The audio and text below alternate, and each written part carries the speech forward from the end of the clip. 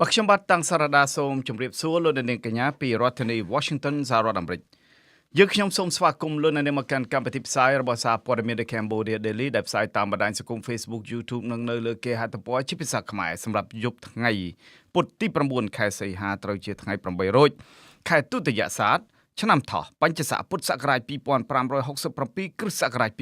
2023ជាដំបូងនេះសូមជូនមេតិការព័ត៌មានប្រចាំថ្ងៃ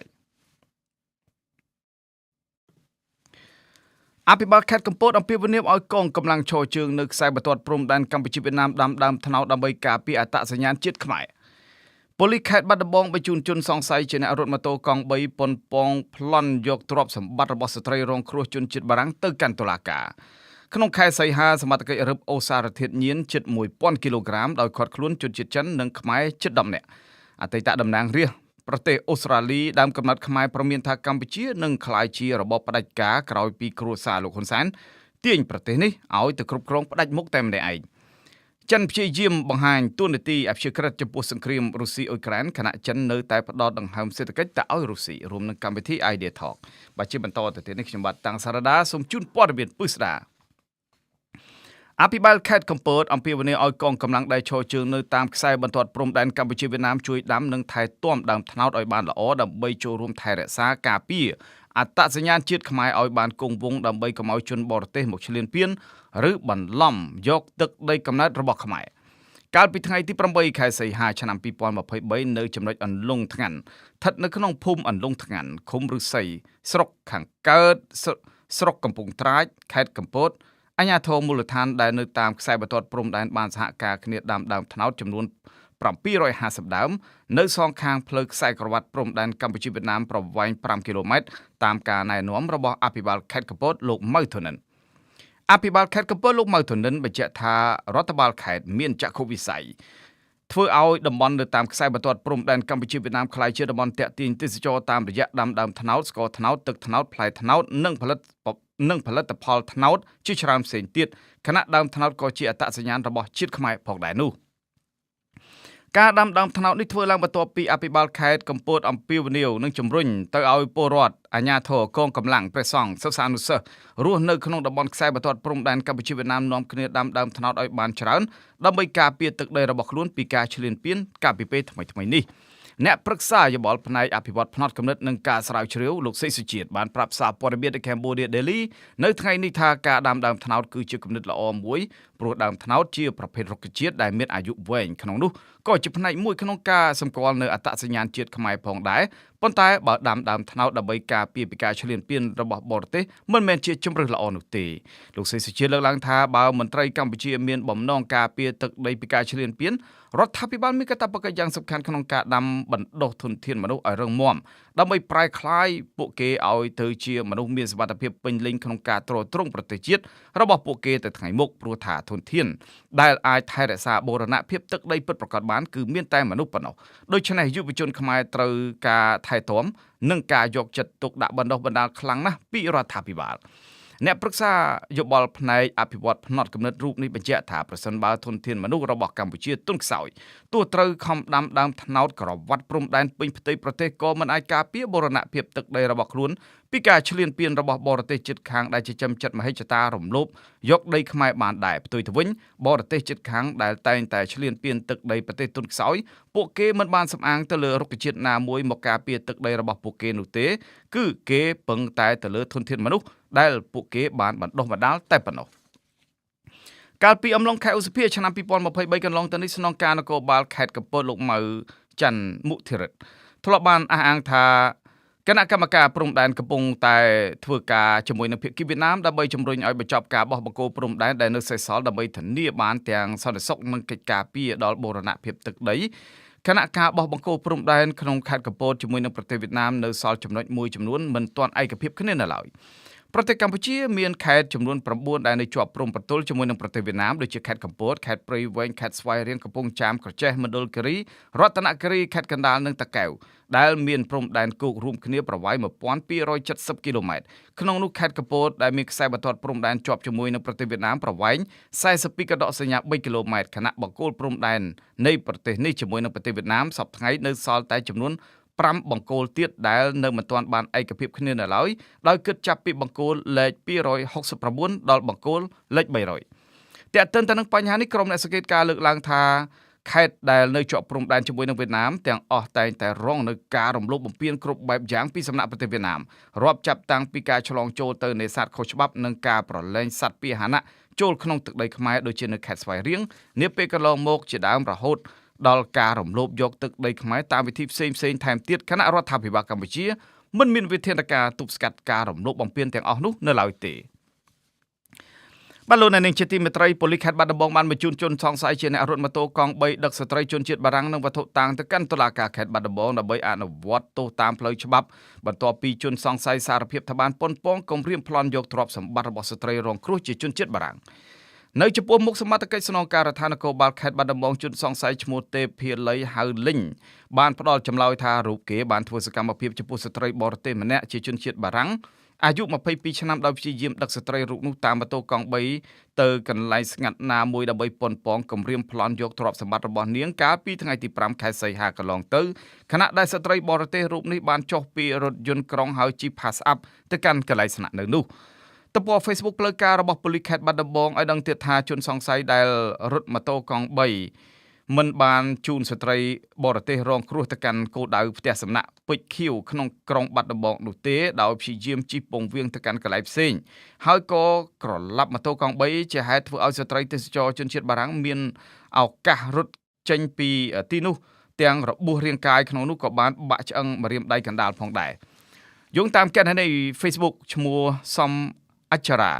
បានបង្ហោះថាដោយមានការសំណូមពរពីភ្ញៀវទេសចរបរទេសដែលជាជនរងគ្រោះក៏បានសរសេររៀបរាប់ពីហេតុការណ៍ដែលបានកើតឡើងដើម្បីជាដំណឹងដល់អាជ្ញាធរមានសមត្ថកិច្ច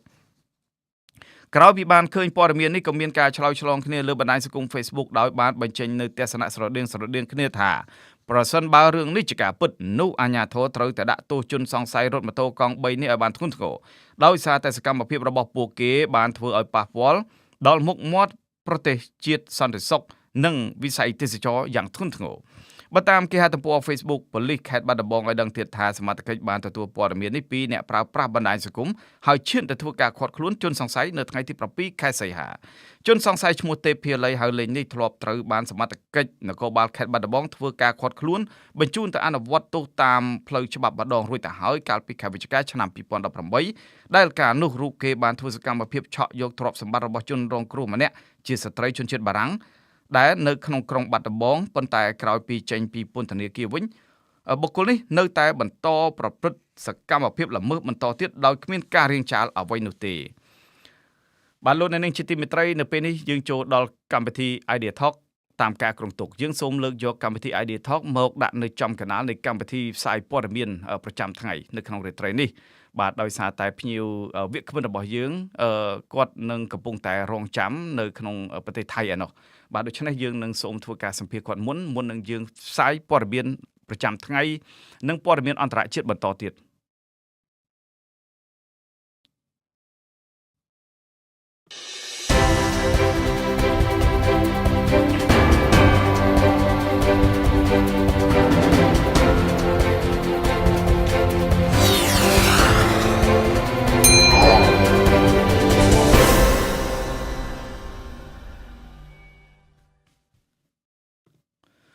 បាទសូមស្វាគមន៍លោកអ្នកនាងមកកាន់កម្មវិធីផ្សាយរបស់សារព័ត៌មាន The Cambodia Daily នៅក្នុងរាត្រីនេះវាគ្មិនរបស់យើងគឺលោក Phil Robertson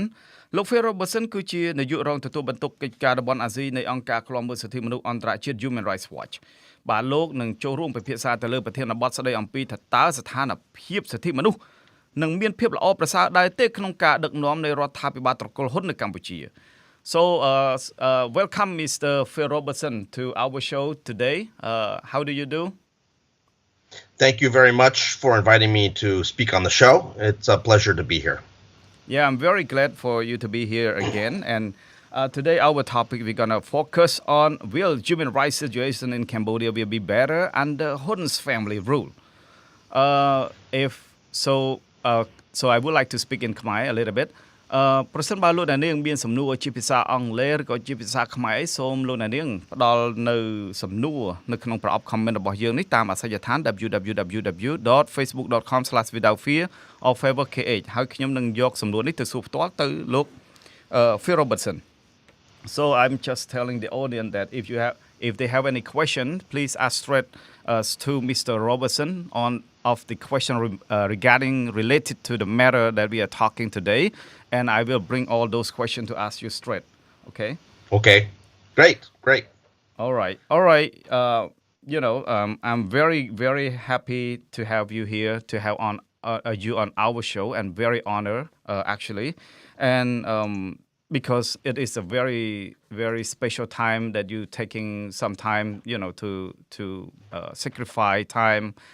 spend your time with the Cambodia Daily so far, and as you already seen that the election under severely criticized from the publics around the world has just gone. Hun Sen's handed his office keys to his eldest son, Hun Manet, and the king appointed him as the Cambodian next prime minister, even before the assembly opens its first session. So my question is that, so there is no way that Hun Manet will go away from being a prime minister in the future. So do you think that human rights situation in Cambodia will be better under his government? Well, I think it's important to understand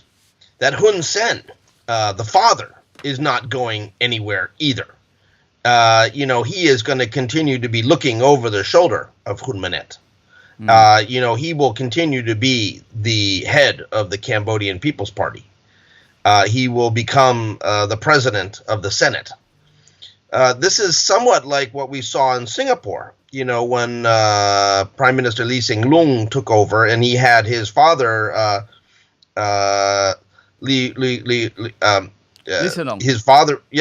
his father was sitting in the cabinet, was the minister mentor. Lee Kuan Yew never left. Yeah. So what you're looking at is a similar sort of two-headed arrangement, where you will have Hun Manet, who will be the official prime minister, but Hun Sen will be the person right behind him. And I think that there's very little indication that there's going to be a change or improvement in human rights once Hun Manet takes over. This is a person who has spent his entire career in the military, and he sees things from a military lens. He sees things as a soldier. And soldiers, use violence. They use force. They see that if there's a problem, the military way is one way to approach it,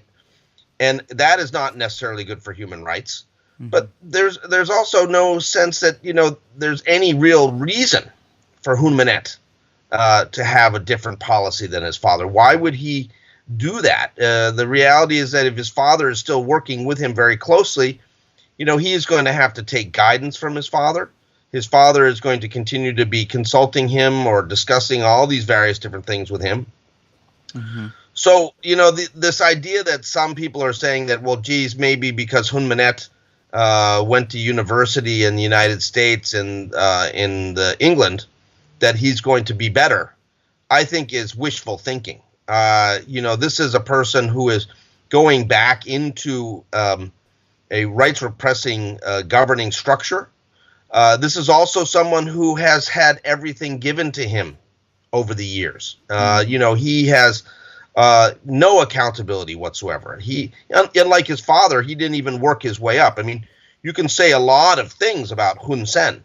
but certainly Hun Sen was a street fighter, somebody who came up through the ranks. This is someone who has a great deal of political skill. Unfortunately, he's used it in very dangerous ways that abuse rights, but he has a certain degree of skill, whereas Hun Manet has had everything given to him. And so I'm worried that we're going to have, again, someone who doesn't necessarily have the experience, but also has no experience with accountability either, and will do whatever he thinks he wants without any regard to human rights. Yeah. But however, Phil, do you think that Hun Manet will, have some positives, in his leadership in some way? Well, I think it's very possible that, he's going to be more international. He'll probably be more comfortable on the international stage. His English is certainly a lot better than his father's. He has the ability, I think, probably to talk with diplomats and other governments directly. Mm-hmm. So there will be an appearance that somehow he is more modern, that he is more enlightened. Simply because he is going to be speaking English and he knows how to play the game. But the bottom line is that when someone challenges the Cambodian People's Party, I think Hun Manet and Hun Sen are going to be working very close together to make sure that challenge is defeated. And that, that means also going after the opposition. The Candlelight Party continues to face very serious problems. They're now talking about trying to get a meeting with the Ministry of Interior to discuss the official registration certificate that they didn't have that was given as a reason for the not allowing them to take part in the July 2023 election, which was a bogus, politically motivated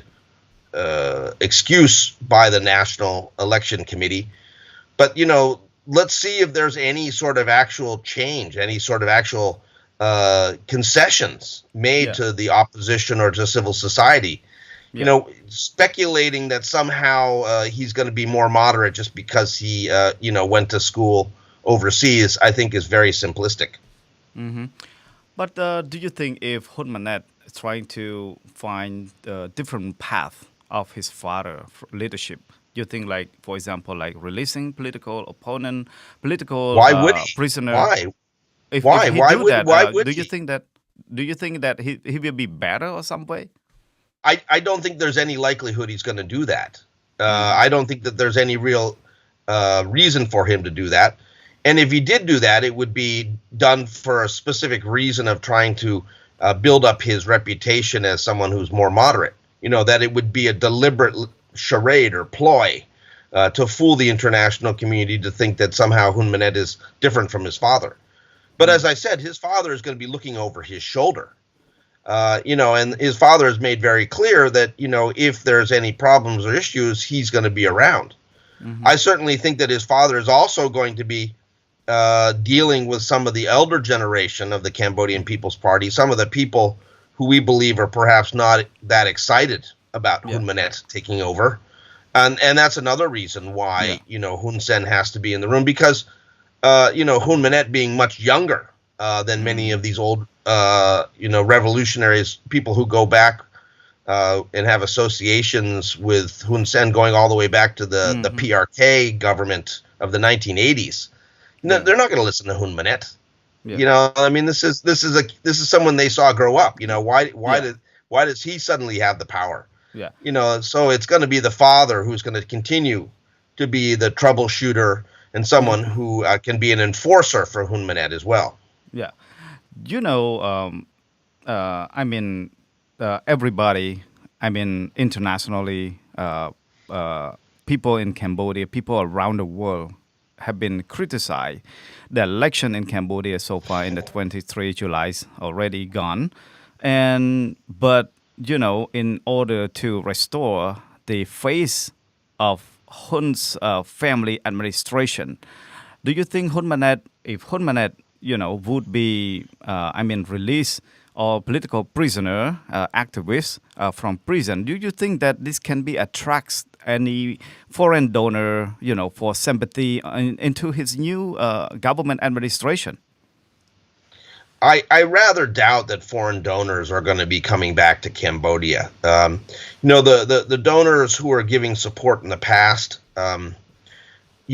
either pulled their money out like Sweden did,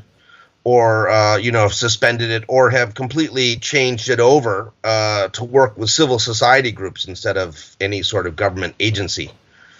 The governments that do give aid directly to the government, like China or Vietnam or others, are not going to change their policy. They're going to continue to just give the money in. And, they don't really care whether, a lot of it gets stolen because of corruption in the Cambodian government. But quite clearly, many of the European and North American governments have said enough is enough. We can't do projects with the Cambodian government because it's just so corrupt and inefficient. It's just like flushing money down the toilet. Mm-hmm. And so that's why they're working directly with NGOs and civil society. And,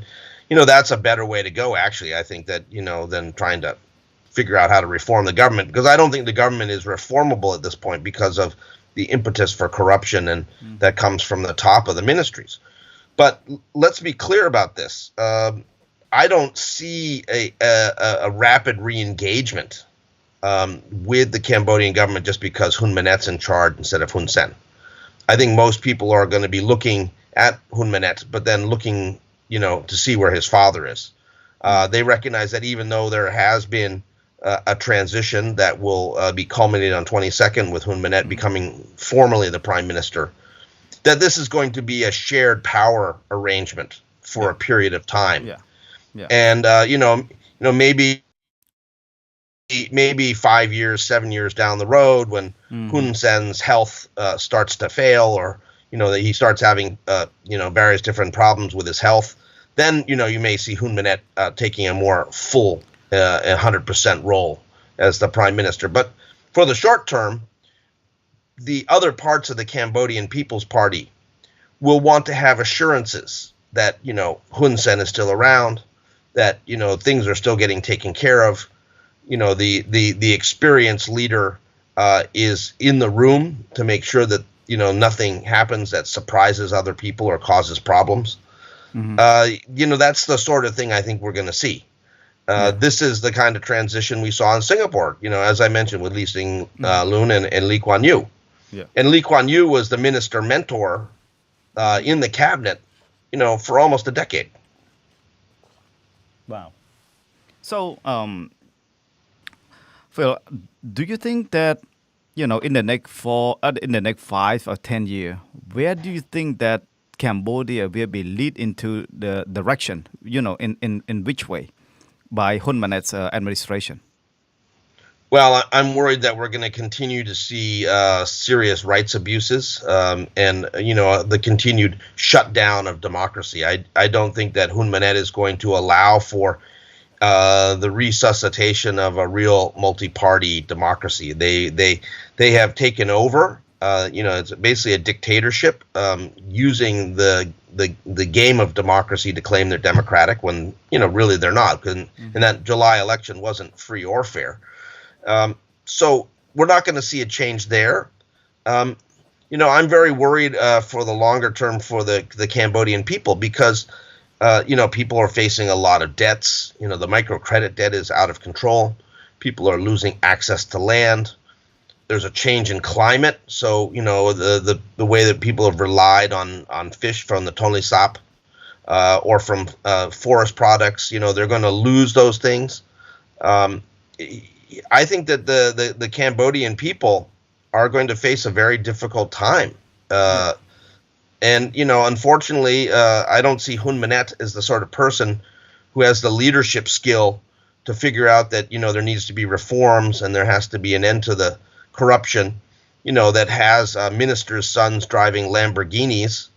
on highways when most Cambodians don't even make $3 a day. Do you think, Phil, under Hun Manet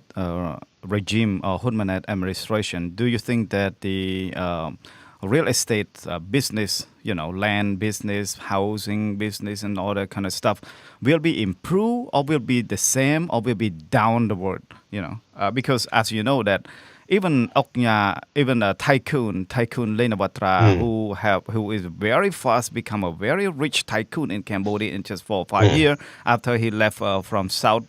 Korea to Cambodia, working as a laborer in South Korea. He come back to Cambodia in just only a short period of time. He gained himself is so rich. He have Lamborghini, Ferrari. He have like penthouse, relaxing home, vacation home for about $5 to $10 million. He spent $25 million in just 5 years to Red Cross and to donate to Hun Sen's government. to do in certain kind of other matter. We never tell about the data of the government, what they do from this money. So, do you think that the housing is being so much complaint by the people that they call the hollow, or they call the air flat, air apartment? It means only in the contract, but there is no house, there's no land provided to the customer. There is a thousands of people right now is facing no home, that they already buying a house from Lena Batra. Right. And Lena Batra use this money to support the government of Hun Sen. Right now, there is no investigation on the scam, allegedly. And do you think this, under Hun Manet regime, will Hun Manet take action on this tycoon, etc.? I really doubt that there's going to be any sort of additional accountability. Hun Manet is about maintaining power for the Hun family, and he's not about shaking things up or making reforms. The fact that you have people who have paid down payments for condos which have not yet been built and may not ever be built, it really reminds me of the kind of scams that we used to see in China, in the Chinese real estate market. And there's a lot of people who lost everything there too. But this is consistent with the way that the Cambodian People's Party rules Cambodia, which is that they steal from natural resources, they steal from the small people, from the middle class. They take money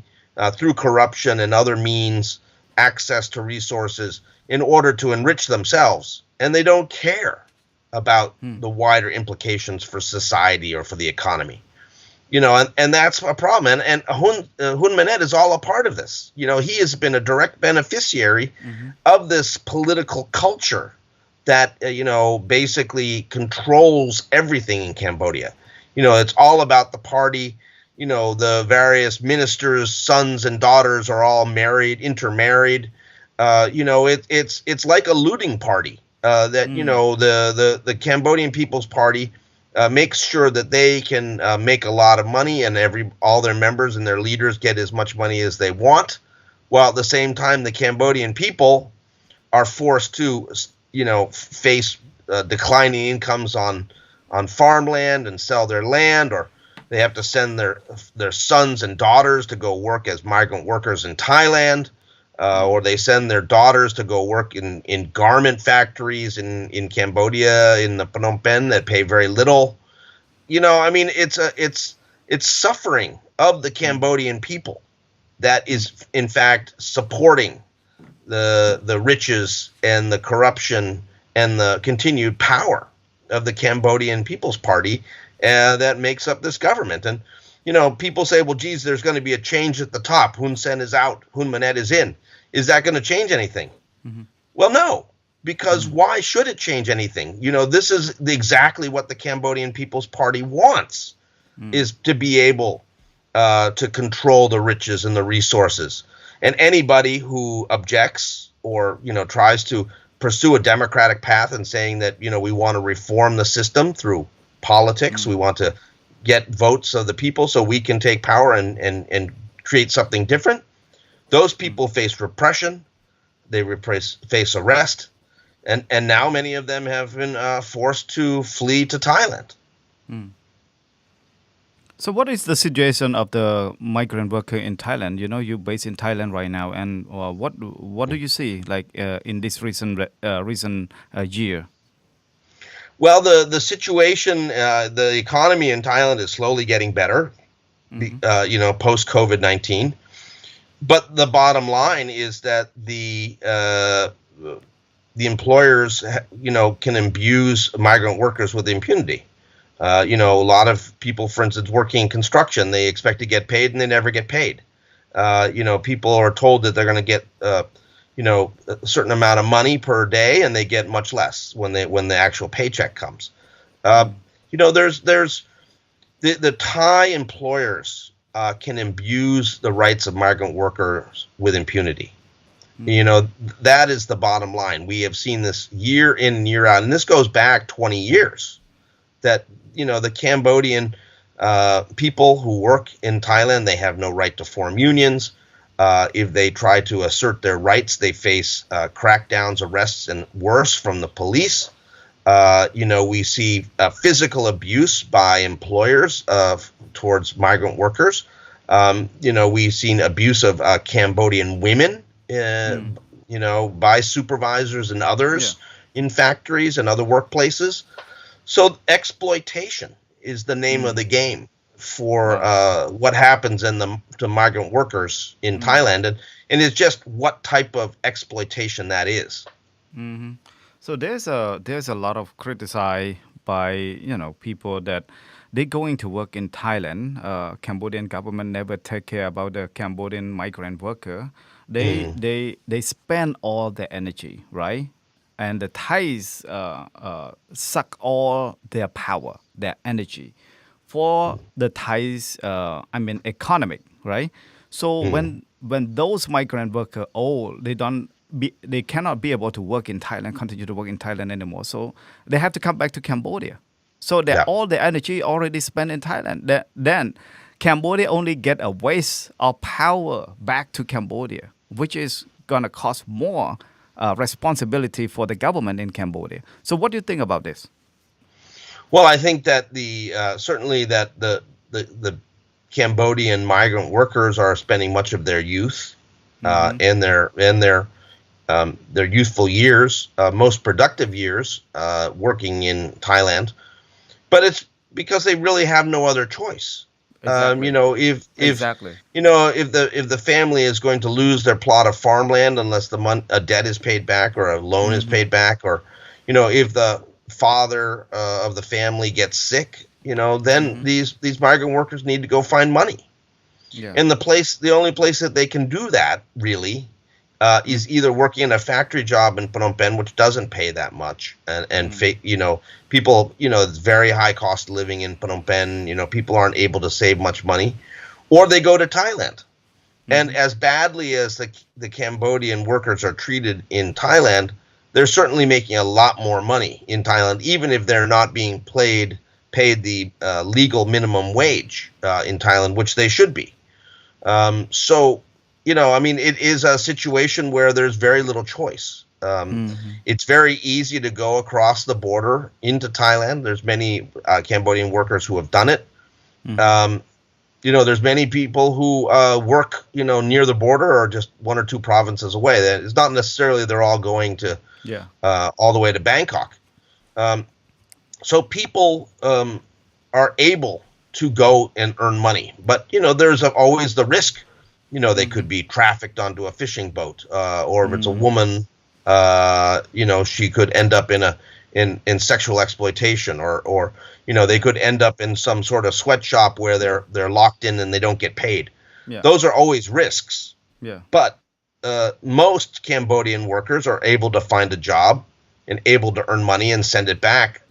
to their families in Cambodia, and that's why the Cambodian workers keep coming to Thailand. Yeah. Phil, there's a question from our viewer and asking you a question. Okay. Do you think that Hun Manet will lead Cambodian foreign policy into the same direction, which is stronger ally with China and other communist states like his father used to do? I think that it's very likely there will be no change in the Cambodian foreign policy. Quite clearly, there is a very close relationship with China. That is continuing, and we have seen the Chinese working very hard to make sure that they have the ear of Hun Manet. The idea that somehow the Americans thought that because they sent him to West Point, to go to the U.S. military academy, that somehow he would be more favorable to the United States. I don't think that's the case. And, the policy will continue to be friendly relations with Vietnam. Despite the fact that Cambodia and Vietnam have major difficulties in their relations, both of them want to maintain good relations with Cambodia. There'll be continued work with Russia. There'll be continued engagement with the other ASEAN countries. So there's not going to be any real change. Certainly I don't see Hun Manet shifting like to move away from the Chinese towards any other country. Yeah. However, and as I said very clearly, it's not only Hun Manet in the room, folks. This is Hun Manet plus his father looking over his shoulder. And it's going to be like that, not just for a couple days or a couple months, but for years. Yeah. But the government official claimed that the successor of power from father to son is inspired and also a standard for other country to inspire from Cambodia. What do you say North about Korea? With North Korea? I mean, does Cambodia want to be like North Korea? I mean, that's where we see another father-son succession. And look at how bad the situation is for the North Koreans. Everybody else in the world feels sorry for the North Koreans because they have such a horrible dictatorial government,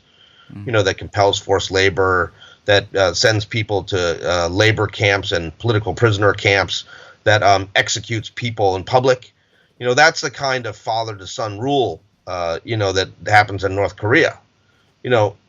What is Cambodia father-to-son rule going to look like? Well, already we have a dictatorial government. Already we have a single-party state. We already have serious rights abuses, although, of course, they're probably not at the level that we see in North Korea. But, it's going the wrong direction in Cambodia. There's no doubt about that. It's moving away from democracy, and it's moving towards single-party dictatorship and control. Do you think in the situation like that, what must the donor country do to this family regime in Cambodia? Well, let's start with the basic things. Let's start with getting governments to speak out, to actually say something, to publicly criticize the government when they do something wrong. And then let's look at the kind of steps that would need to be taken to demand accountability. We've come out with a report a number of years ago called The Dirty Dozen, talking about the police and military generals who have backed Hun Sen all the way back from the PRK government in the 1980s. And they are, have been implicated in murders of political opponents and in massacres and in other, deadly human rights abuses, and have never been held accountable. So that's why we have asked the U.S. and the EU and others to implement sanctions against these individuals, to really hold them accountable, to say that we're not only not going to do business with you, but we're not going to invite you, we're not going to give you a visa, and we're certainly not going to do any sort of project with any sort of government agency or ministry that you're involved with. Those are the sort of things that I think, if they were done, would make the government in Cambodia sit up and notice. It's not clear to me whether it would be enough to turn the situation around, but you've got to try something. And right now, I think that the embassies, particularly the various ambassadors in Phnom Penh, they're just throwing their hands up in the air and saying, what can we do? We can't do anything. And then they complain that nobody in their home capitals cares much about Cambodia in the first place, so they can't get anybody's attention. And so they just decide, okay, well, we have to engage with Hun Sen because that's what we need to do. And I think that's kind of faulty thinking. And in fact, what we can see is that Hun Sen needs those Western countries more than those countries need Hun Sen. Yeah, do you think that the donor country should, right now the Minister of Commerce, Ban Sorasa, is trying to ask more and begging more GSP from America, while GSP already expired in 2021. And right now is they're trying to ask the GSP status back to Cambodia. Do you think that in this situation, will GSP status will be, returned back to Cambodia, or the EBA from Europe? Do you think that EBA is going to be still cut another 20%, and later 20% until 100% cut? So, do this kind of strategy. Do you think it effective, to tackle that, to tackle the dictatorship regime like Cambodia? I mean, I think that first of all, the GSP has not been reauthorized as a piece of legislation by the U.S. Congress. So for the GSP, there's nothing really there now. The program has expired. There is no indication when that program would be restarted. Obviously, there are people who have been looking at the issues of accountability and trying to figure out how to do that kind of accountability, using GSP, but there's just not that much advanced thinking about it now because it's tied up between the Republicans and the Democrats on Capitol Hill. As far as the EBA, our view has been continuously that the European Union should take another cut of the EBA because quite clearly the Cambodian government has not been serious about complying with its obligations under any of the various human rights and labor rights conventions that are contained under the EBA conditionality. And we're just getting nothing from the diplomats in Phnom Penh. I spoke with the EU ambassador, and she said, all our countries are looking at engaging with the new government in Cambodia, not trying to sanction them. And that's problematic because what it indicates is that, countries like France and Germany and others have given up on Cambodia. They've given up trying to change things. And that's a problem because the Cambodian people need the leverage and support of the international community. They need the kind of solidarity from the international community in order to be able to face off against Hun Sen and now Hun Manet. There are precious few allies for democracy and human rights campaigners in Cambodia now. And so they need all the help they can get. And the idea is that somehow that help is going to disappear from yet another place, I think is really problematic. Yeah. So you mean that GSP is most likely not returned back to Cambodia, correct? Well, GSP right now as a program does not exist. Okay, so it's bigger than Cambodia. GSP is not going to restart until there is a new law in the U.S. Congress passed by the House and Senate and signed by President Joe Biden to create the GSP program again. The GSP program right now has expired. It's no longer in existence. And ultimately, I think it's possible that it could be reconstituted, but then it should also be very, very tough on conditionality. So why, for why countries like Cambodia to be held accountable. Yeah, why did U.S. cut stop having GSP that you say? No, it's because the law expired. In the law there was a specific date by which the law either had to be renewed or it would expire, and they didn't make an agreement before that date, so it expired. Wow. So you mentioned that you're talking with the EU ambassador in Phnom Penh, right? So yes. The EU standpoint is that the EU will continue to engage with the new government of Cambodia, correct? Well, the EU is going to continue to deal with whatever the government of Cambodia is.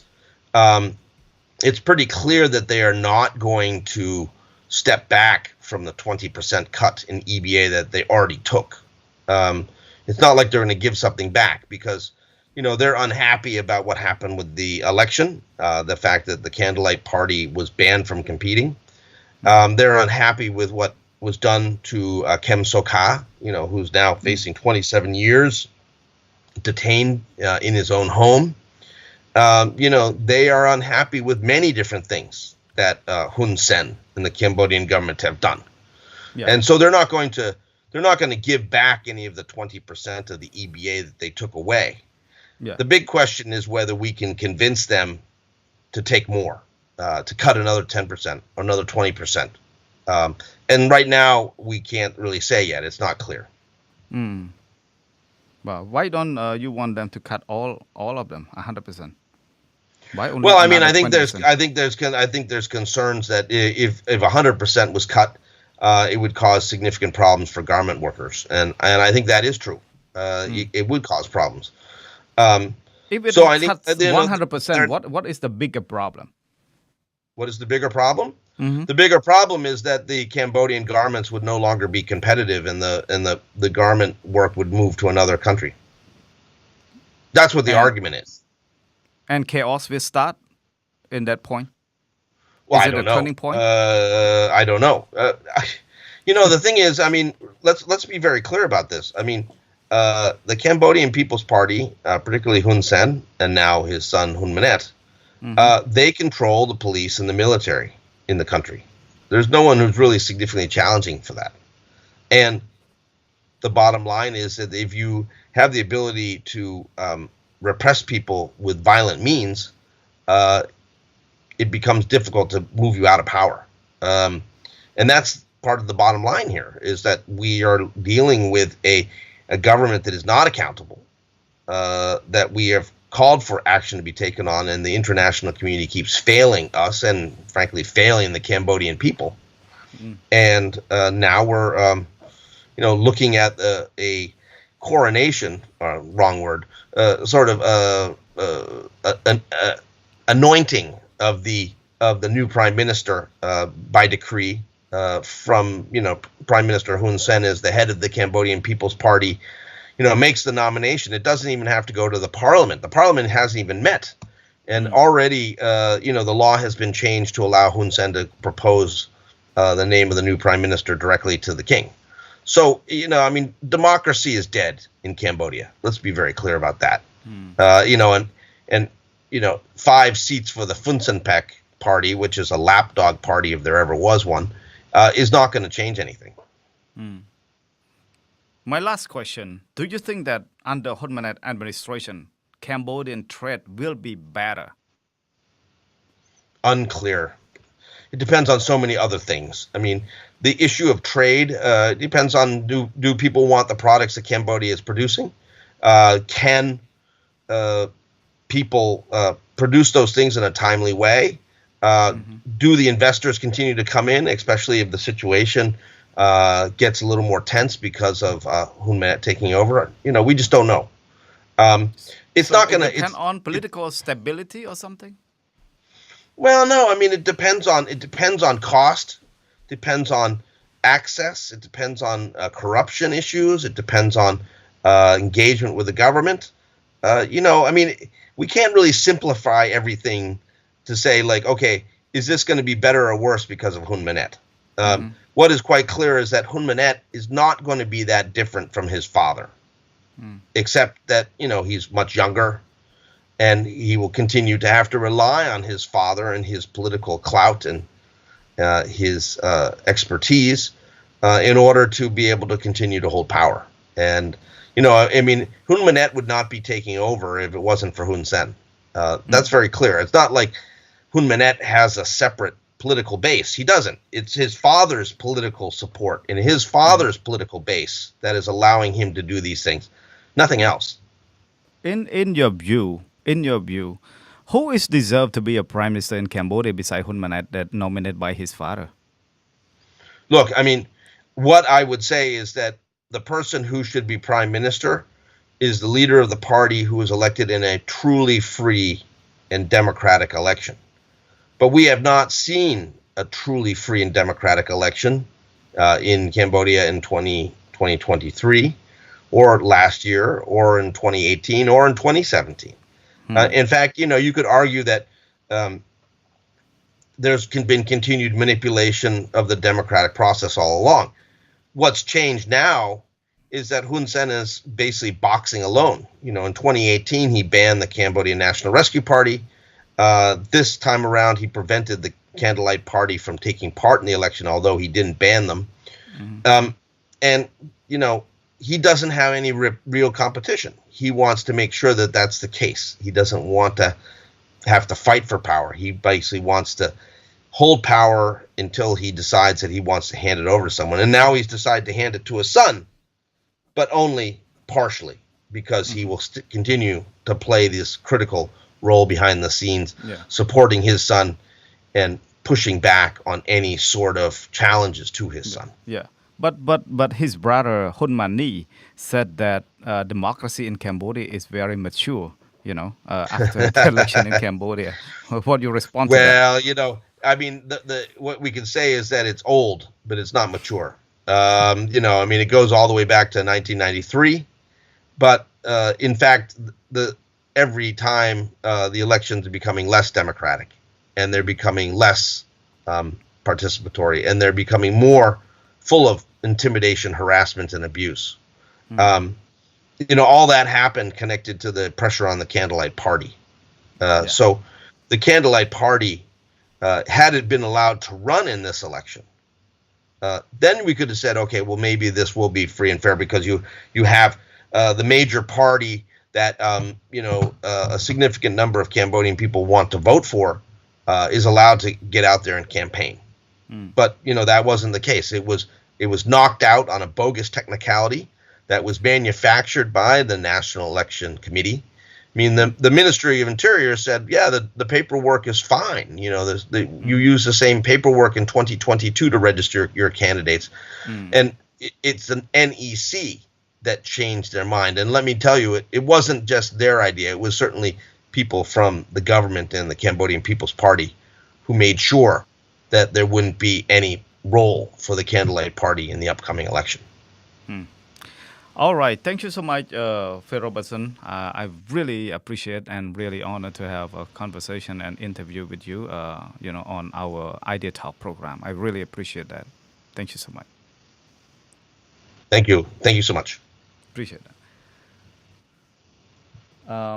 បាទជាបន្តទៅទៀតនេះខ្ញុំបាទនឹងខិតខំធ្វើការប្រែសម្រួលខ្លះៗជូនលោកអ្នកនាងដែលកំពុងតែតាមដានទស្សនានៅកម្មវិធីផ្សាយកិច្ចសម្ភាសជាមួយនឹងលោក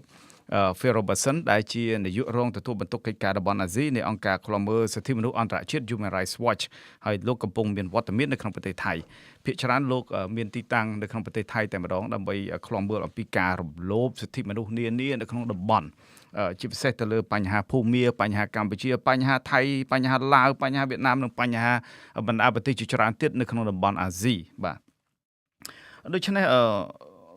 លោក Phil Robertson គាត់និយាយថាស្ថិតនៅក្រោមការដឹកនាំរបស់លោកហ៊ុនម៉ាណែតទៅថ្ងៃមុខនេះគឺថារដ្ឋាភិបាលលោកហ៊ុនម៉ាណែតនឹងគឺមិនអាចធ្វើអ្វីបានច្រើនទេព្រោះថាលោកហ៊ុនសែននឹងនៅពីក្រោយលោកហ៊ុនម៉ាណែតជាអ្នកបញ្ជាលោកហ៊ុនម៉ាណែតគ្រប់យ៉ាងទាំងអស់ដូចជាប្រទេសសង្ហបុរីដែលលីខ្វាន់យូបញ្ជាលោកលីសៀនឡុងអញ្ចឹងដែរហើយគ្មានផ្លូវទេគាត់និយាយថាគ្មានផ្លូវទេដែលស្ថានភាពសិទ្ធិមនុស្សនៅកម្ពុជានឹងមានភាពល្អប្រសើរសម្រាប់រដ្ឋាភិបាលរបស់លោកហ៊ុនម៉ាណែតពីព្រោះលោកហ៊ុនម៉ាណែតគឺជាមន្ត្រីយោធាឡើងកាន់អំណាចក៏ជាយោធាអញ្ចឹងដូច្នេះក្រមមន្ត្រីយោធាក្រមអស់ហ្នឹងគឺថាមិនសូវស្គាល់អំពីការគោរពសិទ្ធិមនុស្សស្គាល់អំពីបញ្ហាប្រជាធិបតេយ្យអីប្រមាណទេមួយទៀតដែលលោក Phil Robertson គាត់និយាយថាលោកហ៊ុនម៉ាណែតនឹងអាចលេងល្បិចខ្លះដែរជាមួយនឹងសហគមន៍អន្តរជាតិដោយសារតែគាត់នឹងចេះភាសាអង់គ្លេសរៀននៅក្រៅប្រទេសធ្លាប់រៀននៅ West Point រៀនសាលាយោធាអាមេរិកហើយគាត់នឹងក៏មានភាពទំនើបនិយមខ្លះដែរជាងឪពុករបស់គាត់ដែលមានដូចថាមិនទាន់សម័យមិនសូវស៊ីវិល័យចាស់កំរិលអីចឹងទៅគាត់និយាយថាខ្ញុំជឿថាលោកហ៊ុនម៉ាណែតនឹងគាត់និយាយថាគាត់មិនជឿថាលោកហ៊ុនម៉ាណែតនឹងធ្វើការដោះលែងអ្នកទោសនយោបាយទាំងអស់នឹងឲ្យមានសេរីភាពឡើងវិញទេហើយគាត់គិតថាប្រទេសម្ចាស់ជំនួយជាច្រើនទៀតនឹងមិនត្រឡប់ទៅកម្ពុជាទេដោយសារតែកម្ពុជានឹងវាជាប្រទេសដែលមានអំពើពុករលួយខ្លាំងណាស់លំបាកស្ដារខ្លាំងណាស់បាទហើយមួយទៀតតើលោកហ៊ុនម៉ាណែតអាចនឹងដឹកនាំប្រទេសកម្ពុជាពី5ឆ្នាំទៅ10ឆ្នាំនឹងទៅមុខទៀតនឹងទៅតាមដូចថាផ្លូវទៅតាមវិថីណាបាទបញ្ហានេះលោក Phil Robertson គាត់និយាយថាពី5ទៅ10ឆ្នាំទៀតគាត់គិតថាបញ្ហារំលោភសិទ្ធិមនុស្សកាន់តែធ្ងន់ធ្ងរនឹងកាន់តែផ្ដាច់ការហើយគាត់បារម្ភជាងគេនឹងគឺពាក់ព័ន្ធទៅនឹងបញ្ហាដីធ្លីនិងអចលនទ្រព្យនៅកម្ពុជាដែរគាត់គិតថាលោកហ៊ុនម៉ាណែតនឹង มันអាចចាត់វិធានការទៅលើអុកញ៉ាលេងនវត្រាដែលកំពុងរកស៊ីផ្ទះខ្យល់នឹងទេដោយសារពួកអុកញ៉ាទាំងអស់នេះលួចដីធ្លីពីពលរដ្ឋពីសម្បត្តិធម្មជាតិហើយហ៊ុនម៉ាណែតដឹងរឿងនេះទាំងអស់ហើយបណ្តែតបណ្ដោយឲ្យក្រុមទាំងអស់នេះធ្វើការបោកប្រាស់ប្រជាពលរដ្ឋតាមទំនឹងចិត្តបាទមួយទៀតគាត់ថាពលរដ្ឋដែលធ្វើចំណាក់ស្រុកនៅក្នុងប្រទេសថៃពួកគាត់នឹងគឺថាចំណាយកម្លាំងធនធានច្រើនណាស់ទៅធ្វើការប្រទេសគេក្នុងវ័យជាយុវជនមិនដែលស្គាល់ភាពដូចថាសបាយមិនដែលស្គាល់ភាពអីហ្នឹងគឺថាទៅធ្វើការបម្រើឲ្យគេតាមផ្ទះអ្នកខ្លះហ្នឹងទៅធ្វើការលើទូកបម្រើឲ្យសេដ្ឋកិច្ចប្រទេសថៃគេយកកម្លាំងរបស់ខ្មែរអស់ទៅហើយកាកសំណល់ដែលបញ្ជូនទៅវិញសិតតែជាមនុស្សចាស់បញ្ជូនត្រឡប់ទៅវិញដែលបាក់កម្លាំងហើយជួយសេដ្ឋកិច្ចរបស់កម្ពុជាអត់បានក៏ប៉ុន្តែអានេះគាត់ថាអត់មានជំរើសបាទគ្មានជំរើសណាមួយសម្រាប់ពលករដែលទៅធ្វើការនៅក្នុងប្រទេសថៃនៅក្នុងប្រទេសជិតខាងនោះទេក៏អត់មានជំរើសទេបើគាត់ធ្វើការនៅក្នុងស្រុកទៅធ្វើការនៅតាមរោងចក្រតើគាត់ទៅធ្វើការក្នុងប្រាក់ខែប្រមាណអញ្ចឹងប្រាក់ខែរបស់គាត់ដែលបាននៅក្នុងប្រទេសថៃហ្នឹងវាបានច្រើនជាងប្រាក់ខែដែលគាត់ធ្វើការនៅក្នុងស្រុកទៅទៀតដូច្នេះទៅគាត់ថាគាត់អត់មានជំរើសទេហើយដូច្នេះនៅសល់ដីធ្លីអីផ្ទះសម្បែងនៅតាមផ្ទះហ្នឹងហើយដែលធ្វើឲ្យដីសម្បែងផ្ទះដីធ្លីរបស់ពួកគាត់ហ្នឹងត្រូវបានគេប្លន់យកទៅទៀតបាទប្រជាពលរដ្ឋខ្មែរគេត្រូវគេប្លន់យកដីយកផ្ទះអស់ទៅទៀតហើយអុកញ៉ាខ្លះហ្នឹងក៏ចាប់ផ្ដើមបន្លែបន្លំយកដីប្រជាពលរដ្ឋយកមកធ្វើការបោកប្រាស់ទៅលើប្រជាពលរដ្ឋផ្សេងទៀតក្នុងការលក់ដីលក់ធ្លីផ្ទះសម្បែងទាំងអស់ហ្នឹងលោក Phil Robertson ក៏និយាយថាយើងក៏បានសួរគាត់ពាក់ព័ន្ធទៅនឹងគោលនយោបាយការបរទេសកម្ពុជាថាតើវានឹងមានតើគោលនយោបាយសម្រាប់រដ្ឋាភិបាលលោកហ៊ុនម៉ាណែតហ្នឹងអាចនឹងដឹកនាំទៅតាមកន្លងឪពុករបស់គាត់ដែលដូចថាចាប់ដៃតែជាមួយពួកប្រទេសចិនហើយនិងប្រទេសកុម្មុយនីសផ្ដាច់ការអីផ្សេងទៀតដែរទេនោះគាត់និយាយថានយោបាយការបរទេសរបស់កម្ពុជាក្រោមការដឹកនាំរបស់លោកហ៊ុនម៉ាណែតនឹងគ្មានអ្វីប្រែប្រួលទេទោះបីលោកហ៊ុនម៉ាណែតរៀននៅអាមេរិកក៏ដោយចេះភាសាអង់គ្លេសអាចដូចថាតាក់ទងជាមួយបរទេសអីដោយភាសាអង់គ្លេសអីចឹងក៏បានក៏ដោយហ្នឹងក៏តែតម្រង់នៃការដឹកនាំរបស់គាត់ហ្នឹងអត់មានអីប្រែប្រួលទេគឺនៅដដែលដោយសារតែតម្រង់នៃការស្នងអំណាចនេះគឺរបស់លោកហ៊ុនម៉ាណែតនេះវាហាក់បីដូចស្រដៀងគ្នាទៅនឹងប្រទេសកូរ៉េខាងជើងអញ្ចឹងដែរដោយសារតែកូរ៉េខាងជើងបានបំបិទសិទ្ធិប្រជាពលរដ្ឋបំបិទនៅលទ្ធិប្រជាធិបតេយ្យធ្វើឲ្យប្រជាធិបតេយ្យរបស់ប្រទេសហ្នឹងគឺថាដើរធ្លាក់ចុះហើយកន្លងគាត់ថាកន្លងនៃប្រជាធិបតេយ្យរបស់កម្ពុជាគឺថាបាត់ទៅហើយបាន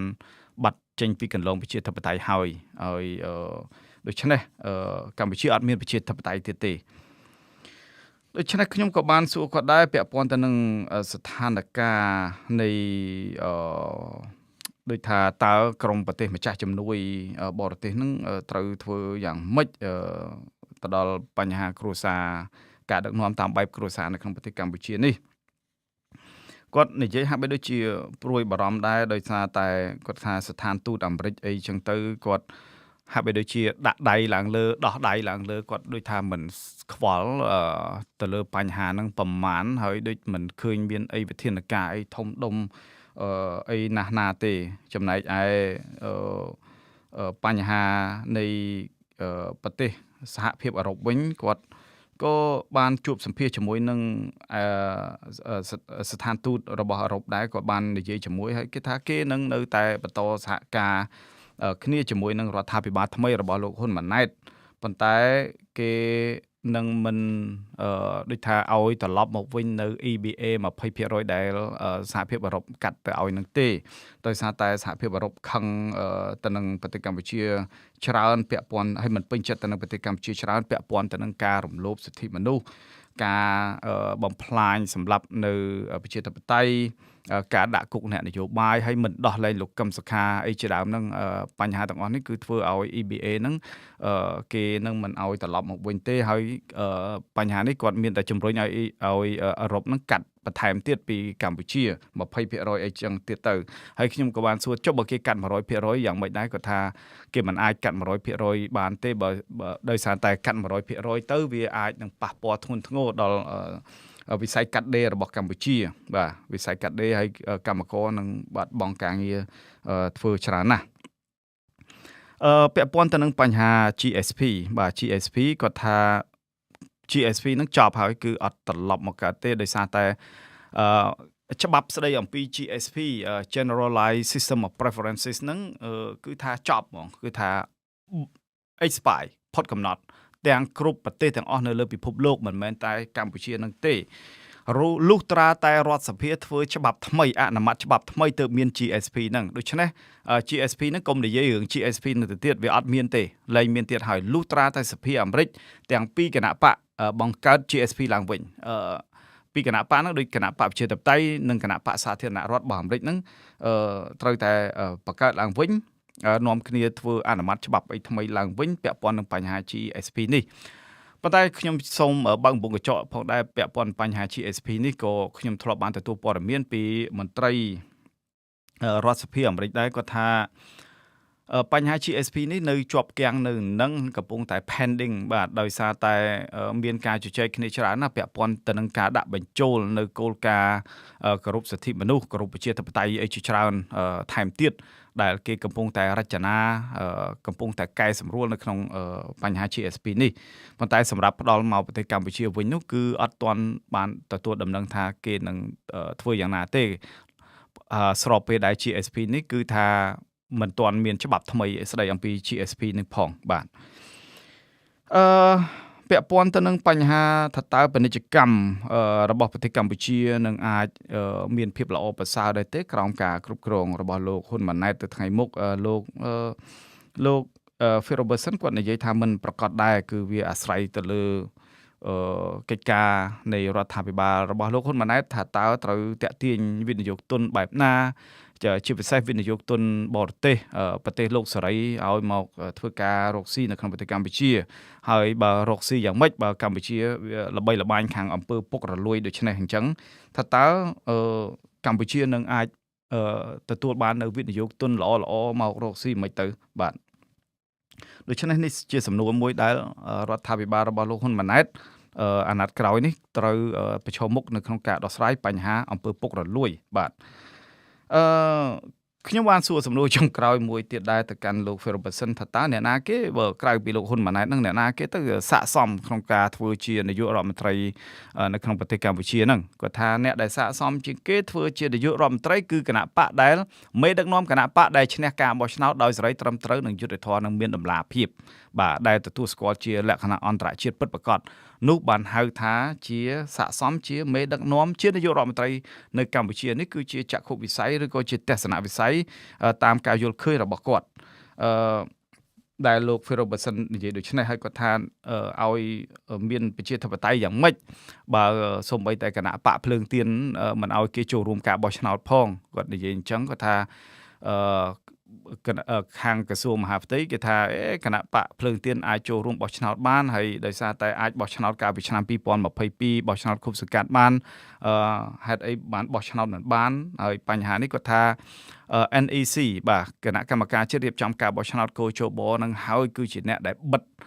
មិនឲ្យភ្លើងទៀននឹងចូលរួមបោះឆ្នោតហើយមិនមែនជាកំហុសរបស់កោជបនឹងទៅទៀតកោជបនឹងក៏គ្មានអំណាចអីដែរអ្នកដែលបញ្ជាឲ្យបិទនឹងគឺក្រមលោកហ៊ុនសែននឹងតែម្ដងក្រមរដ្ឋាភិបាល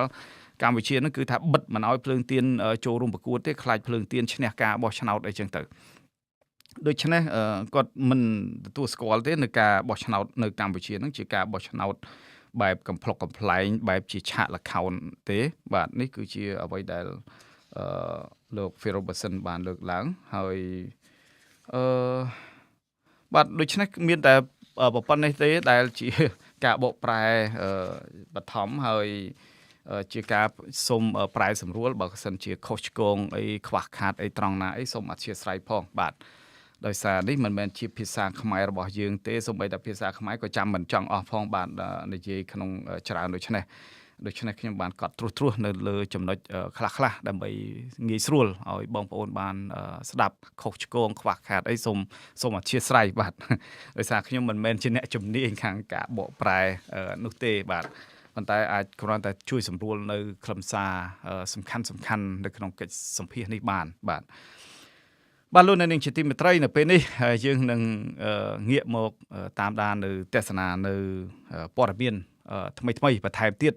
ពី Cambodia Daily បាទដូច្នេះខ្ញុំសូមអានព័ត៌មានក្នុងស្រុកប្រចាំថ្ងៃបន្ថែមមុននឹងយើងបញ្ចប់កម្មវិធីរហូតទៅដល់ព័ត៌មានអន្តរជាតិបាទសមត្ថកិច្ចបានរឹបអូសសារធាតុញៀនជាង100គីឡូក្រាមហើយបានឃាត់ខ្លួនជនជាតិចិនម្នាក់និងខ្មែរ2នាក់ដោយសង្ស័យថាបានពាក់ព័ន្ធនឹងករណីនេះ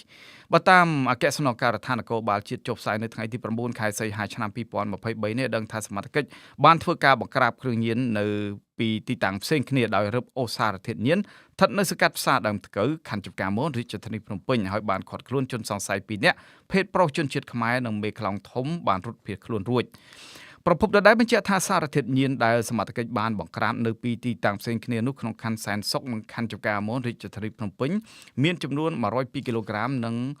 352កណ្ដុកសញ្ញា27គីឡូក្រាមចំពោះវត្ថុតាំងនិងជនសង្ស័យទាំង3នាក់ក្នុងនោះមានជនជាតិចិនម្នាក់និងខ្មែរ2នាក់ហើយសមត្ថកិច្ចនឹងកំពុងកសាងសំណុំរឿងដើម្បីបញ្ជូនទៅកាន់តុលាការតាមនីតិវិធីបន្តទៀត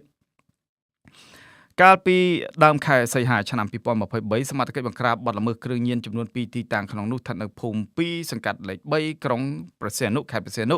និងស្ថិតនៅក្នុងបរិយាពេញហួតបឹងស្នោសង្កាត់និរោធខណ្ឌច្បារអំពៅរាជធានីភ្នំពេញដោយរឹបអូសបានសារធាតុញៀនចំនួនជាង780គីឡូក្រាមថែមទៀតប្រតិបត្តិការចុះបង្ក្រាបកាលពីថ្ងៃទី1ខែសីហានោះសមត្ថកិច្ចបានឃាត់ខ្លួនជនជាតិចិនតៃវ៉ាន់2នាក់ក្នុងនោះមានឈ្មោះអានជីវ័យនិងឈ្មោះថွန်းសុងយូព្រមទាំងរថយន្តមួយគ្រឿងហើយទូរស័ព្ទដៃ2គ្រឿងផងដែរចំណែកនៅរាជធានីភ្នំពេញវិញនៅថ្ងៃទី1ខែសីហាដដែលនោះសមត្ថកិច្ចបានឃាត់ខ្លួនបរិសុជនជាតិចិនតៃវ៉ាន់4នាក់ក្នុងនោះមានឈ្មោះជិនឈីអានសំទោសជិនឈីឈៀងឈ្មោះចិនអ៊ីយ៉ាងឈ្មោះឡៅស៊ីបូឈ្មោះសៃយូជីងព្រមទាំងរថយន្ត3គ្រឿងហើយម៉ូតូ2គ្រឿងនិងទូរទស្សន៍5គ្រឿងសំទោសនឹងទូរស័ព្ទ5គ្រឿងរួមទាំងគណនីធនាគារ8គណនីផងដែរ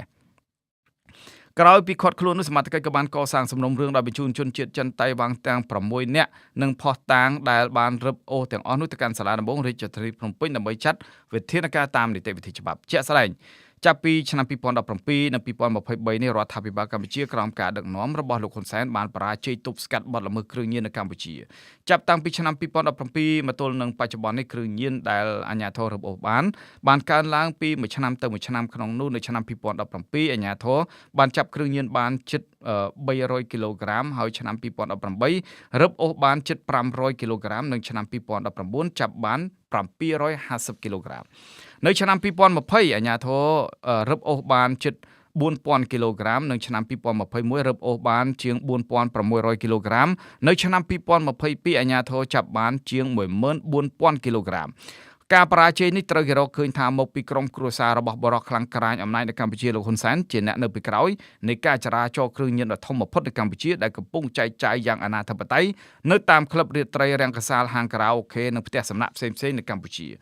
ចំណែកអ្នកដែលចែកចាយធំវិញនោះគឺជាជនជាតិវៀតណាមនិងជនជាតិចិនដែលអាចនិយាយភាសាខ្មែរបានប៉ៃឡាំតាមរយៈបណ្ដាញ Telegram ដោយគ្មានសមត្ថកិច្ចទទួលបន្ទុកបង្ក្រាបគ្រឿងញៀនណាម្នាក់ឬថ្នាក់ដឹកនាំរដ្ឋាភិបាលណាមួយហ៊ានប៉ះពាល់ឡើយដោយសារតែពួកគេខ្លាចអំណាចរបស់លោកហ៊ុនសែនព័ត៌មានដាច់ដライមួយទៀតវិញអតីតតំណាងរាស្ត្រប្រទេសអូស្ត្រាលីនិយាយថាប្រទេសកម្ពុជានឹងក្លាយជារបបផ្ដាច់ការក្រោយពីគ្រួសារលោកហ៊ុនសែនទាញប្រទេសនេះឲ្យទៅគ្រប់គ្រងផ្ដាច់មុខអតីតតំណាងរាស្ត្រប្រទេសអូស្ត្រាលីដើមកំណើតខ្មែរប្រចាំរដ្ឋ Victoria លោកហុងលឹមប្រមានថាកម្ពុជានឹងក្លាយជារបបផ្ដាច់ការបន្ទាប់ពីលោកហ៊ុនសែនត្រួតត្រាដោយប្រើកាដាប់ដែកអស់រយៈពេល38ឆ្នាំនិងផ្ទេរអំណាចទៅឲ្យកូនប្រុសរបស់គាត់ដែលគេអាចដឹងយ៉ាងច្បាស់ថាទាំងឪពុកទាំងកូននៃវង្សត្រកូលមួយនេះចាប់ផ្ដើមទាញប្រទេសកម្ពុជាទៅគ្រប់គ្រងដោយផ្ដាច់មុខទៅហើយនោះ ប្រធានសហព័ន្ធខ្មែរអូស្ត្រាលីសាជីវកម្មលោកហុងលឹមបានចេញសេចក្តីប្រកាសព័ត៌មាននៅថ្ងៃទី9ខែសីហាឆ្នាំ2023នេះថាមិនធ្លាប់មានទេក្នុងប្រវត្តិសាស្ត្ររបស់ប្រទេសកម្ពុជាចាប់តាំងពីរដ្ឋធម្មនុញ្ញត្រូវបានបង្កើតឡើងកាលពីឆ្នាំ1993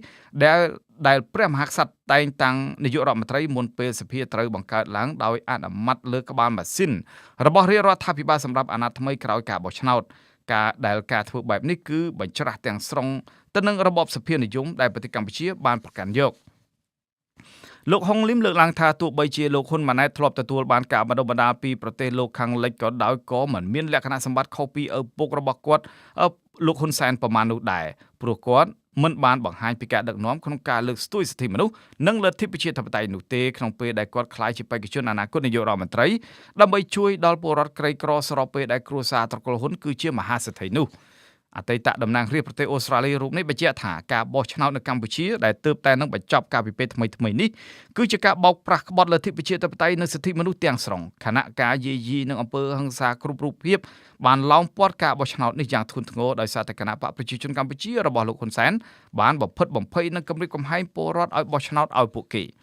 តែទន្ទឹមនឹងបញ្ហានេះសមាជិកសភាអូស្ត្រាលីដើមកំណត់ខ្មែរមួយរូបទៀតគឺលោកតាក់មេងហៀងក៏បានលើកឡើងនៅក្នុងសេចក្តីប្រកាសព័ត៌មាននេះដែរថាដោយអំពាវនាវឲ្យប្រទេសអូស្ត្រាលីលើកឡើងពីសិទ្ធិមនុស្សនិងលទ្ធិប្រជាធិបតេយ្យនៅកម្ពុជាព្រោះថាវាមានសារៈសំខាន់ណាស់ដែលអូស្ត្រាលីធ្លាប់ដើរតួនាទីយ៉ាងសំខាន់ក្នុងការជ្រោមជ្រែងកម្ពុជាស្វែងរកសន្តិភាពអំឡុងទសវត្សរ៍ឆ្នាំ1990ដែលត្រូវរំលឹកឡើងវិញអំពីតម្លៃនៃសិទ្ធិមនុស្សនិងសេរីភាពនៅពេលនេះចំពេលដែលគេមើលឃើញថាលោកហ៊ុនម៉ាណែតនឹងអនុវត្តការដឹកនាំដោយការគៀបសង្កត់សិទ្ធិពលរដ្ឋតាមកន្លងឪពុករបស់គាត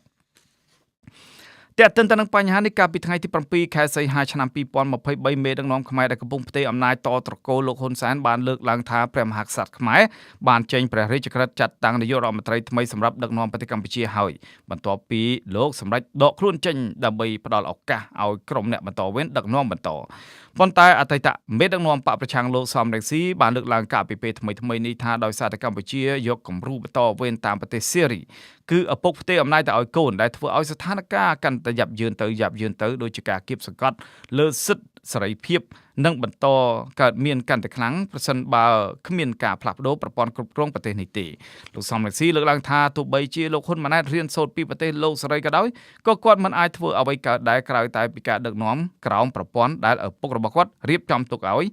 ដែលជាកត្តាមួយជំរុញទៅឲ្យការដឹកនាំរបស់គាត់ធ្លាក់ទៅក្នុងអំពើដ៏អាក្រក់ដោយដែលកូនប្រុសរបស់មេដឹកនាំសេរីលោក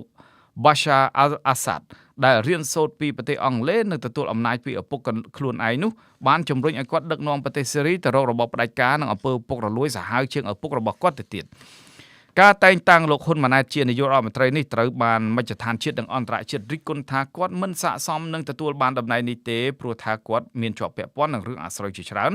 នជុំវិញផលប្រយោជន៍ក្នុងវងត្រកូលរបស់គាត់ខណៈផលប្រយោជន៍ទាំងអស់នោះទាក់ទិនទៅនឹងការបំផ្លាញទ្រព្យសម្បត្តិជាតិយ៉ាងធ្ងន់ធ្ងរខណៈបទល្មើសឧក្រិដ្ឋជាច្រើនទៀតក៏មានជាប់ពាក់ព័ន្ធនឹងឪពុកកូនទាំងពីរនេះផងដែរនោះ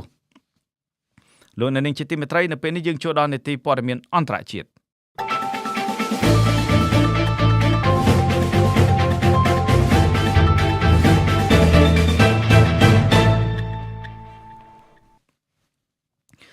ិប្រទេសចិនដែលកំពុងតែបរាជ័យក្នុងការដើរតួនាទីជាអ្នកសម្របសម្រួលឲ្យមានការចរចាឡើងវិញរវាងរុស្ស៊ីនិងអ៊ុយក្រែនបានបង្ហាញចំហរបស់ខ្លួនប្រាប់ពិភពលោកថាក្រុងប៉េកាំងមិនបានលំអៀងទៅភាគីណាមួយនោះទេរវាងរុស្ស៊ីនិងអ៊ុយក្រែននៅក្នុងសន្និសីទអន្តរជាតិមួយស្ដីពីសង្គ្រាមនៅប្រទេសអ៊ុយក្រែនដែលធ្វើឡើងនៅលើទឹកដីនៃប្រទេសអារ៉ាប៊ីសាអូឌីតតំណាងប្រទេសចិនបានចេញសេចក្តីថ្លែងការណ៍បញ្ជាក់អំពីចំហអព្យាក្រឹតរបស់ខ្លួនចំពោះវិបត្តិនៃប្រទេសអ៊ុយក្រែនការប្រកាសរបស់ចិនដែលបង្ហាញចំហដូចនេះចំពោះសង្គ្រាមរុស្ស៊ីឈ្លានពានអ៊ុយក្រែនបាននាំឲ្យតំណាងសហរដ្ឋអាមេរិកចាត់ទុកថាជាជំហានថ្មីដ៏ល្អប្រសើរប្រទេសចំនួន40មានទាំងសហរដ្ឋអាមេរិកចិនឥណ្ឌាព្រមទាំងនៅអឺរ៉ុបមានអង់គ្លេសអាល្លឺម៉ង់បារាំងបានចូលរួមក្នុងសន្និសីទអន្តរជាតិស្ដីពីអ៊ុយក្រែនដែលរៀបចំឡើងដោយប្រទេសអារ៉ាប៊ីសាអូឌីតកាលពីថ្ងៃសៅរ៍និងថ្ងៃអាទិត្យសប្តាហ៍កន្លងមកនេះតំណាងរដ្ឋាភិបាលចិនគឺប្រមុខការទូតលោកវ៉ាងយីបង្ហាញចំហចង់ឃើញសន្តិភាពឆាប់កើតមានលើទឹកដីអ៊ុយក្រែនហើយថាចិននៅតែមានឆន្ទៈដើរតួនាទីជាអ្នកសម្របសម្រួលឲ្យភាគីរុស្ស៊ីនិងអ៊ុយក្រែនទៅរកតុចរចាជាថ្មីសេចក្តីថ្លែងការណ៍របស់ក្រុងប៉េកាំងក៏បានសាទរដែរដោយប្រទេសអ៊ុយក្រែនរដ្ឋមន្ត្រីការបរទេសអ៊ុយក្រែនលោក Dmitry Kuleba បានហៅវត្តមានរបស់ចិននៅក្នុងសន្និសីទអន្តរជាតិនេះប្រៀបបានជាការបំបីភាពអាថ៌កំបាំងហើយជាជោគជ័យជាប្រវត្តិសាស្ត្រ សម្រាប់អ៊ុយក្រែនចាត់ទុកជំនួបពិភពលោកនេះថាបានឈានឆ្ពោះទៅរកការសម្របសម្រួលអន្តរជាតិមួយលើគោលការណ៍គ្រឹះនៃកិច្ចព្រមព្រៀងសន្តិភាពដើម្បីបញ្ចប់សង្គ្រាមតែយ៉ាងណាក៏ដោយរុស្ស៊ីដែលគ្មានវត្តមាននៅក្នុងកិច្ចប្រជុំអន្តរជាតិនេះបានហៅថាជារឿងបរាជ័យចំពោះអ៊ុយក្រែនដែលប៉ុនប៉ងចង់បានការគ្រប់គ្រងពីប្រទេសដែលមានកម្លាំងសេដ្ឋកិច្ចខ្លាំងក្លានៅក្នុងជំនួបតាមទូរស័ព្ទកាលពីថ្ងៃច័ន្ទទី7ខែសីហាប្រមុខការទូតចិនលោកវ៉ាងយីបានប្រាប់សមាភិករុស្ស៊ីលោក Sergei Lavrov ថាចិននៅតែរក្សាជំហរអព្យាក្រឹតជានិច្ចចំពោះវិបត្តិនៅអ៊ុយក្រែនចំណែកលោក Lavrov បានសាទរជំហររបស់ចិនដោយជូនពរចិនឲ្យកាន់តែជោគជ័យធំធេងថែមទៀតនេះបើតាមបណ្ដាញផ្សាយព័ត៌មាន CNN តើចិនពិតជាមានជំហរអព្យាក្រឹតមែនដែរឬទេចិនគឺជាប្រទេសធំមួយនៅតែគ្រប់គ្រងនយោបាយការទូតរុស្ស៊ីដោយមិនបានចូលរួមជាមួយនឹងអន្តរជាតិកោតទោសរុស្ស៊ីឈ្លានពានប្រទេសអ៊ុយក្រែននោះទេហើយផ្ទុយទៅវិញចិនបានបង្កើននូវកិច្ចខិតខំប្រឹងប្រែងការទូតជាមួយនឹងប្រទេសរុស្ស៊ីខ្លាំងជាពិសេសជាមួយនឹងក្រុងមូស្គូដោយមានមហិច្ឆតា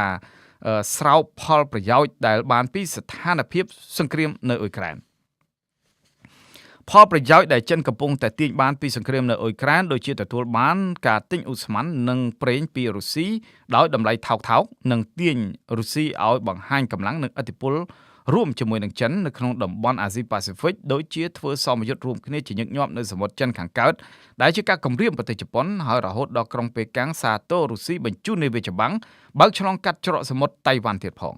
អ្នកវិភាគនិងអ្នកតាមដានស្ថានភាពពិភពលោកបានហៅការបង្ហាញចំហរបស់ចិនដែលខ្លួនតាំងចិត្តអព្យាក្រឹតគឺមិនមែនជាការផ្លាស់ប្ដូរចំហងាកចេញពីរុស្ស៊ីនោះទេក្រុមអ្នកវិភាគនៅតែគិតថាក្រុងប៉េកាំងមិនមានភាពស្មោះត្រង់ដូចនឹងការបង្ហាញចំហរបស់ខ្លួននោះទេគេថាចិនត្រូវការផលប្រយោជន៍នៅពេលដែលពិភពលោកធ្លាក់ទៅក្នុងវិបត្តិគឺធ្វើយ៉ាងណាឲ្យសេដ្ឋកិច្ចរបស់ខ្លួនកាន់តែរឹងមាំហើយមានឥទ្ធិពលដោយគេដឹងហើយថានៅពេលពិភពលោករួមគ្នាដាក់ទណ្ឌកម្មសេដ្ឋកិច្ចទៅលើប្រទេសរុស្ស៊ីបែរជាក្រុងប៉េកាំងពង្រីកពាណិជ្ជកម្មតាមព្រំដែនជាមួយនឹងរុស្ស៊ីកាន់តែធំជាងមុនទៅទៀតគេថាចិននៅតែផ្ដល់ដង្ហើមសេដ្ឋកិច្ចទៅឲ្យប្រទេសរុស្ស៊ីដើម្បីបន្តសង្គ្រាមឈ្លានពានអ៊ុយក្រែនរហូតដល់ដំណាក់កាលចុងក្រោយដូចនេះហើយបានជាអ្នកនាំពាក្យនៃក្រសួងការបរទេសសហរដ្ឋអាមេរិកលោក Matthew Miller នៅតែបន្តទាមទារឲ្យចិនបញ្ចេញសេចក្តីថ្លែងការណ៍ជំរុញរុស្ស៊ីត្រូវតែគោរពបូរណភាពនិងអធិបតេយ្យភាពរបស់ប្រទេសអ៊ុយក្រែនហើយត្រូវតែដកទ័ពរុស្ស៊ីចេញពីទឹកដីនៃប្រទេសអ៊ុយក្រែនបាទលោកអ្នកនាងជាទីមេត្រីនៅពេលនេះកម្មវិធីទាំងមូលទាំង Idea Talk ទាំងព័ត៌មានអន្តរជាតិព័ត៌មានក្នុងស្រុកទាំងអស់ត្រូវដល់ពេលបញ្ចប់ហើយដូច្នេះយើងខ្ញុំទាំងអស់គ្នាដែលជាបុគ្គលិកនៃសារព័ត៌មាន The Cambodia Daily ទាំងអស់សូមជូនពរលោកអ្នកនាងដែលកំពុងតែតាមដាននៅក្នុងរាត្រីនេះឲ្យបានទទួលបាននៅសេចក្តីសុខសេចក្តីចម្រើនបាទកុំបីឃ្លៀងឃ្លាតឡើយហើយសង្ឃឹមថាជួបលោកអ្នកនាងនៅថ្ងៃស្អែកបន្តទៀតនៅក្នុងប្រធានបទផ្សេងៗដូច្នេះនៅពេលនេះខ្ញុំបាទតាំងសារ៉ាដាសូមអរគុណហើយក៏សូមជម្រាបលារាត្រីសួស្តី